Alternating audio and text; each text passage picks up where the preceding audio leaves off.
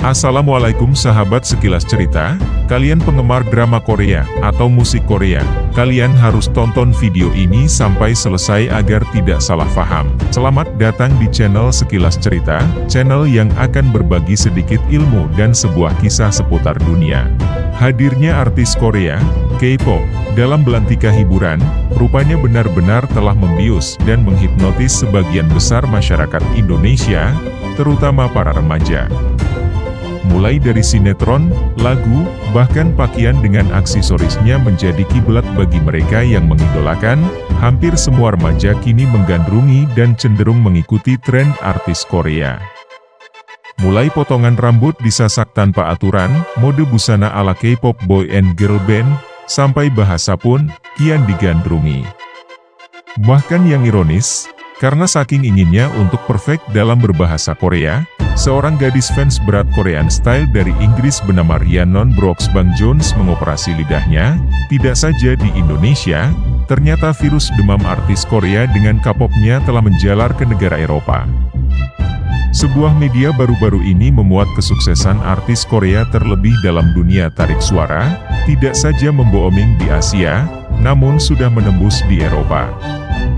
Hal ini terbukti dengan suksesnya konser 5 band asal Korea Selatan di Le Zénith de Paris Concert Hall, Paris, Perancis yang digelar 10 Juni lalu. Bicara tentang keberhasilan dunia entertainment Korea, tentunya yang dimaksud adalah Korea Selatan yang pro dengan gaya hidup Barat, Amerika. Tentulah tidak mengherankan jika yang mencuat dan sedang naik daun dalam dunia entertainment adalah Korea Selatan, bukan Korea Utara. Karena media barat sangat berjasa dalam membumingkan artis-artis negeri ginseng tersebut, bukan tanpa maksud para awak media barat dengan kroni-kroninya menskenario popularitas artis Korea dengan K-pop, sinetron dan fashionnya. Tidak ada makan siang gratis bagi barat dalam setiap memberikan bantuan jasa kepada negara lain. Ada misi tertentu yang bisa menghasilkan keuntungan bagi peradaban Barat dan Amerika pada khususnya. Sekilas Cerita tidak bermaksud membahas keuntungan apa yang diperoleh Barat terhadap gelombang Korean Style, namun lebih menfokuskan kepada bahaya apa yang dibawa fenomena idolasisasi ini. Dr. Adian Husaini, peneliti pemikiran dari INSIS, mengatakan, maraknya idolasisasi terhadap hiburan impor, dalam hal ini Korea, merupakan sebuah bukti bahwa betapa kuat arus globalisasi dalam bidang hiburan, yang mana globalisasi mengarah pada imperialisme budaya Barat terhadap budaya lain. Inilah yang kemudian disebut dengan hegemoni Barat. Hegemoni adalah mengendalikan negara bawahannya melalui imperialisme budaya, misalnya bahasa, lingua franca penguasa, dan birokrasi, sosial, ekonomi, pendidikan, pemerintahan, untuk memformalkan dominasinya. Hal ini membuat kekuasaan tidak bergantung pada seseorang, melainkan pada aturan tindakan. Menurut Antonio Gramsci bahwa dominasi Barat terhadap budaya di negara-negara berkembang bertujuan untuk memaksa negara berkembang agar terpaksa mengadopsi budaya Barat. Sedangkan bagi Dr. Adian, salah satu misi dari hegemoni Barat terutama Amerika ialah mengekspor modernitas dan mempropagandakan konsumerisme. Dari pernyataan di atas dapat disimpulkan bahwa tujuan hegemoni Barat terhadap bangsa lain adalah untuk melanggengkan dominasi peradabannya. Dekonstruksi akidah, demam Korean Style, K-pop, merupakan bahaya laten bagi umat Islam. Hal ini disebabkan Korean Style, selain mencemari tradisi budaya Indonesia yang terkenal santun, juga merusak sendi-sendi akhlak dan mendekonstruksi prinsip-prinsip dalam agama. Korean Style sebagai produk globalisasi dalam bidang fun atau hiburan telah mengikis akhlak umat Islam.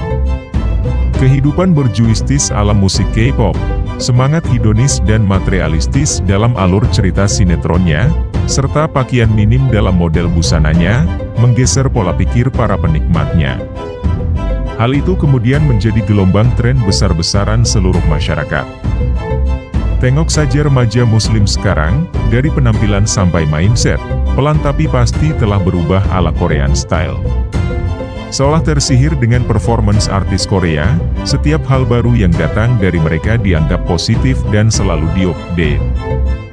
Bahkan minuman wine, bir, beras khas Korea yang jelas-jelas haram, dikatakan baik dan menyehatkan meski agak memabukkan.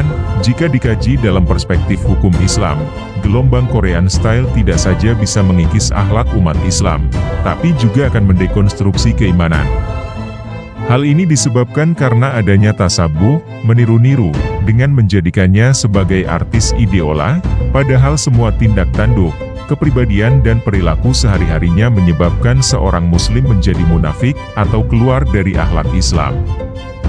Sebuah peringatan keras dalam Al-Quran bagi mereka yang menjadikan idola selain orang Islam akan dibangsakan sebagai orang munafik.